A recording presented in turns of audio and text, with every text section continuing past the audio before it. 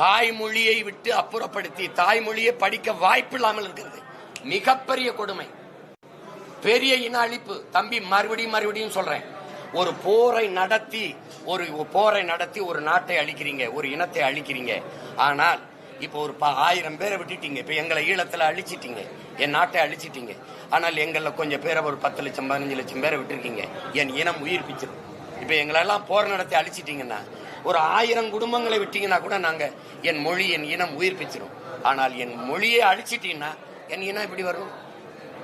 நீ அழிச்சிட்ட, என் மொழி அழிச்சிட்ட. நீ தமிழர் என்று இனிக்க பேசியே என் மொழியை அழிச்சிட்டீங்க. அதுல 3வது மொழி படி, ஆனால் முதல்ல எம்மொழி படி, அப்புறம் மும்மொழி படிக்கிறதுக்கு வாய்ப்பை பேசு. முதல்ல எம்மொழி படிக்க பள்ளிக்கூடம் இருக்கா? அதுக்கு இருங்க, அதுக்கு எல்முருகன் ஐயா பேசுவாங்கல்ல. தமிழ் படிக்க இங்க வாய்ப்பு இருக்கு, எல்லா இடத்துலயும் தமிழ் படிக்க வாய்ப்பு.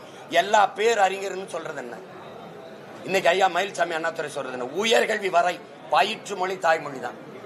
எல்லா நாடும் மேடினா இருக்கும்போது என் நாடு மேக்கினா இருக்க காரணம் நான் தாய்மொழியில கற்கல. திரும்ப